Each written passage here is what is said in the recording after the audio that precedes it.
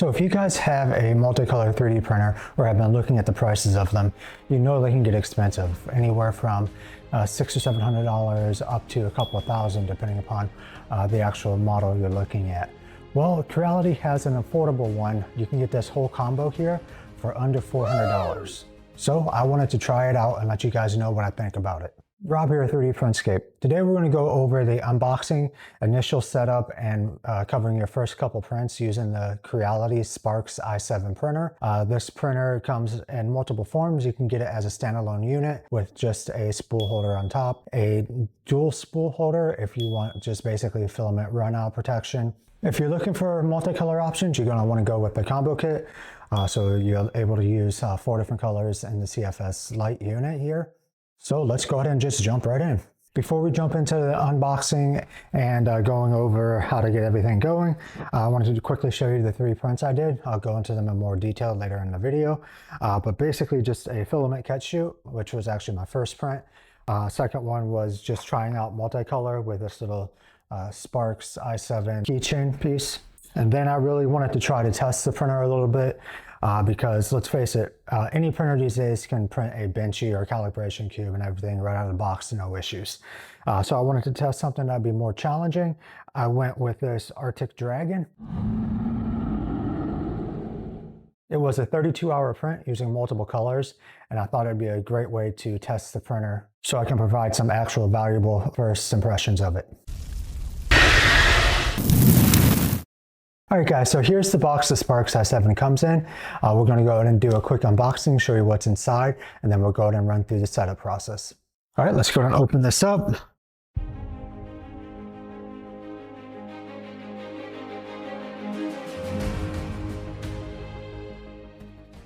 Alright, I went ahead and put the box itself on the ground so I can show you everything that's coming out. So we've got the quick start guide and build plate, filament spool holder, just the accessory box.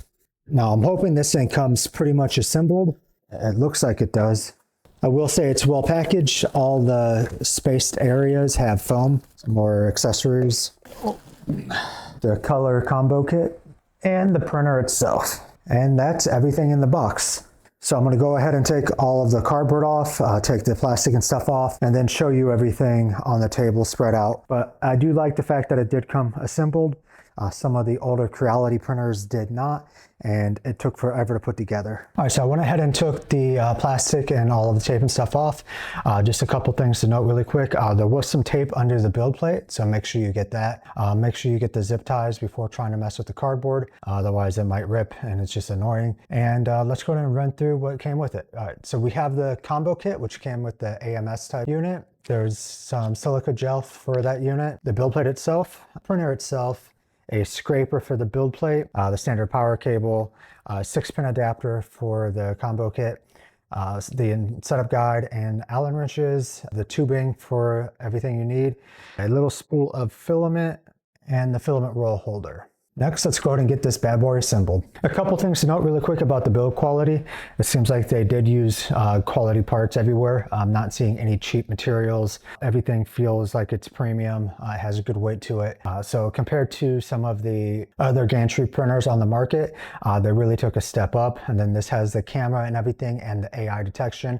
So that's also going to help quite a bit. All of this is at a really good price point, which is what makes this printer really compelling. With the combo kit, you're under $400 for all of it. If you don't want the combo kit, there's a couple of different options that bring it down below $300. So as far as a budget-friendly printer, this could definitely be it for you.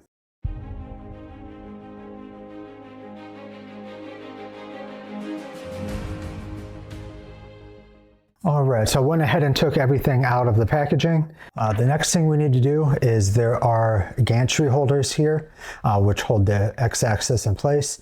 There's 2 screws on each side. We have to remove those.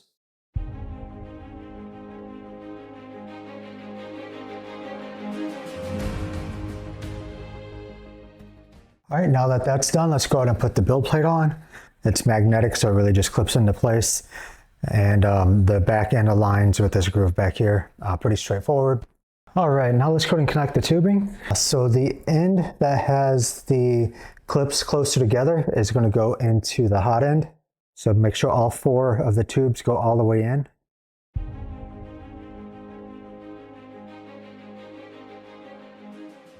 All right, once those are connected and they're secured, we're going to go and put the tubing into the CFS Lite unit.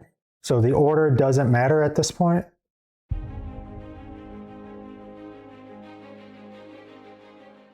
And then once that's done, we're going to go and connect the data cable. It says that the CFS Lite unit should be about 80 millimeters away from the actual printer. I think this is close to 80, but just make sure there's a little bit of a gap. It suggests 80, so I just wanted to point that out. But this is just a 6-pin cable here. The one side is going to connect right here, right next to the USB port, and then connect to the back of the CFS Lite unit. And then we're going to go ahead and open up the silica gel packets and put them inside the CFS Lite. So if this is locked, just go ahead and slide this over to unlock it. And then right back here, you'll see where the silica gel packets go. This is really to help control the moisture.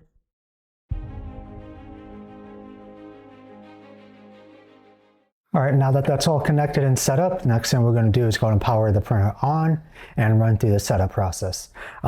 Since we have the CFS Lite unit, we don't have to worry about setting up the external spool holder or using this extra tubing here because it can't be used at the same time. So I'm going to just go ahead and get that off to the side, and then we'll go ahead and power the printer on and run through the setup process. All right, I went ahead and turned the printer to the side just so I can put the screen on camera. Let's go ahead and power it on. All right, go ahead and select your language and hit next. Just a reminder to move the brackets for the Z-axis, which we already did. Accept the agreement, hit next. Go ahead and set up your Wi-Fi and hit next. And then go ahead and pull up the Creality app on your phone. All right, once that's done, go ahead and hit next.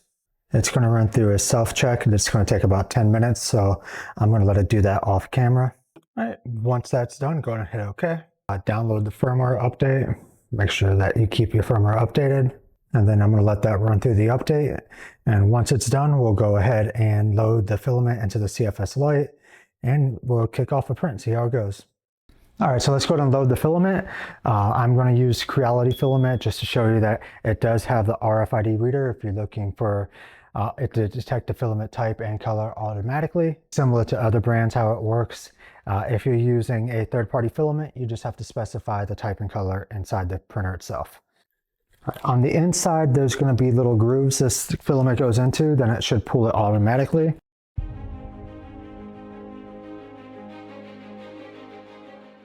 Just like that.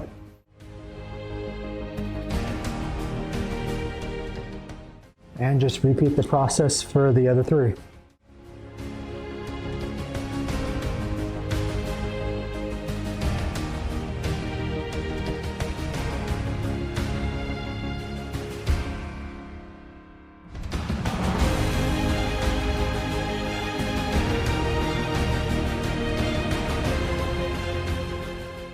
All right, now that that's done, let's go and close this up and lock it. We want to try to keep it closed when you're not swapping the filament to help control the humidity. All right, so inside a filament, if it's not auto-detecting, which I know there's a current firmware bug, at least users are reporting, you're going to have to assign it manually. Hopefully they get that solved pretty quickly. Typically they do, but just go ahead and select the slot, go to Edit, select Creality. Color is going to be white in that slot. PLA, and that's the Hyper PLA. All right, the third one we've got gray. So brand is Creality again. And here we got yellow. Once that's done, you're all set. I am going to kick off a print. Looks like the first thing I need to print, based on how it went loading the filament, is printing a catch chute for the filament purge, which will sit next to this, unless you're going to end up with filament everywhere. The other printers I have that are multicolor that also do this, I printed those. They're well worth the time to print for sure. All right, guys, so the first thing I want to show you is where to actually get the software. So if you go to Creality's website, just go over to software and then scroll down to Creality Print. And then you'll see where you select your operating system. So if you're on Windows, go and download this. I'm on Mac. So I'll go to Apple and go and hit download. Then just run through the default installer and go ahead and launch that. And then once you launch it, the first thing that's going to come up is a login prompt. So you'll log in with your Creality account, and it should pull your printer in if you've already set it up using the phone. And then you just go over to online models, and you can start searching for the models you want to print. On any of them, if you click on them, it'll show you what printer it's meant for or what it wanted to work for. So just make sure that it has the one that you're looking for specifically. So in this case, the SparkX i7. But I wanted to print something a little bit more challenging for a good test print for the first real print. So I went and searched for Dragon and then found one that I liked. There's actually quite a bit in here, so you might want to spend a few minutes looking at the different options and which one you want to print. But once you select one, you'll just go ahead and click into it, select the printer, and then choose what option you want as far as print quality and stuff with the default settings. You can always modify the settings yourself as well. These are just the common ones that they recommended. And then go ahead and hit download and open it in Creality Print. All right, then it should load everything under prepare for you. This is the default settings and colors that was from the model. If you're going to change it, you can go ahead and do that here. So it's using 3 colors by default. It'll actually map the coloring when you go to print it. But if you want to visualize it here, you can just go ahead and do that. So you just click on it and then just like yellow or whatever as an example. And then go ahead and close that. And it'll show you what it would look like with that. So in this case, we've got 3 colors being used. We've got the yellow, white in the middle, and then black on the eyes. You can see that kind of here. And then you got your filament prime tower, which will be used just depending on what color is being printed at the time. I went with this model because there's a lot of color changing and each layer is really changing colors. It's not solid color at a given layer. You kind of watch as it builds up. So you've got a lot of layers with white and yellow in it at the same time. So it's going to change after each color. So it'll either do the white or the yellow first for the entire thing and then do the other color. The rest of the settings I would typically just leave alone unless there's specific changes you're trying to make to the model. But most of the models that you're going to get from the online community are kind of tested to work as they are. So I wouldn't really change many of them unless you have a reason. One other quick setting change to point out is I always switch this from simple to advanced just so I can see what the settings are. You don't have to, it's just something I typically do. But let's go ahead and slice this.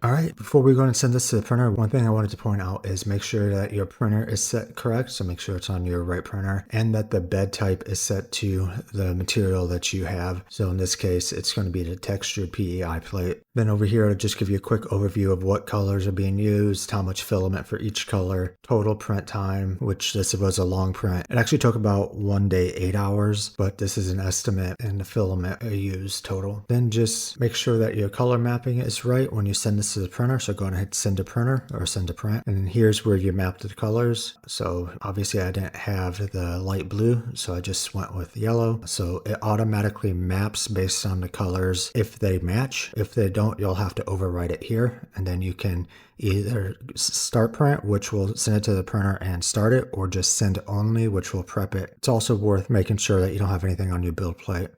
So here you can kind of see a live camera. All right, so let's go ahead and kick this off and see how it goes.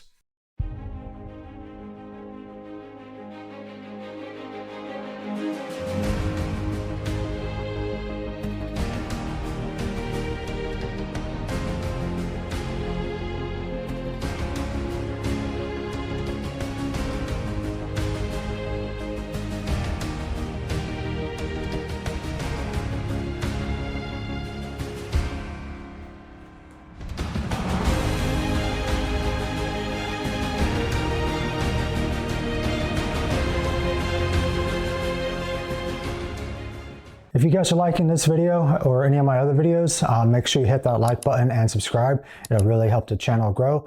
And one thing I wanted to point out really quick, which caught me, was on the actual camera here, there is a little lens cover, and out of the box, it's closed. So when I went to check the time lapses, you couldn't actually see anything because it's closed. So if you're going to want to use the video, make sure you open the little cover here. It's actually right here, right beside the camera itself. And then going into the actual prints themselves, with the smaller parts, no issues at all. With the Dragon, I wasn't sure how it was going to go because it's printing each color separately on each layer. There was a lot of filament purging, which I expected just because of how much color changing there is, but it had no issues at all. Start to finish, I left it unattended for most of it, and it just worked, which is great to see in a printer with this type of price point. A lot of times you don't start to see printers that kind of just work out of the box without any issues until you get into the more expensive range. But I was pleasantly surprised because, to be honest, I wasn't quite sure how it was going to perform going into this video. One other thing to note that I did test during this cycle of prints was I purposely ran out of filament on one of the spools to see how it would treat that. AI detected it, just paused the print, and then you just reload the filament and it continued right where it left off, no issues at all. So that is a great option if you're low on filament on a spool, not quite sure how much is left. It just works just like most of the higher end printers. So honestly, I must say overall, I'm impressed with the printer. I wasn't sure like what it was going to actually perform like. And at the price point, I think it's really a great option for somebody who is just getting into multicolor printing and want something that's not overly complex. It's definitely beginner friendly. I actually had my son try it out. He was able to mess around a little bit and get a print going from the mobile app without any issues. In a couple of weeks, I plan to release a follow-up video going into more detail and a better, more in-depth review after I've actually had more hands-on print time with this. One thing I know I'm going to print over the next week is going to be a stand for this CFS Lite unit. I want to put this on top instead of off to the side because frankly, this takes up quite a bit of space. And there are options to consolidate that. So that's going to be one of the next things I print. And then I want to test different types of prints just to see how it goes so I can give you guys a better review after doing more than just like 3 prints with it. If you have any questions about what I covered today or would like to see any other videos, go ahead and leave a comment below or join us on Discord.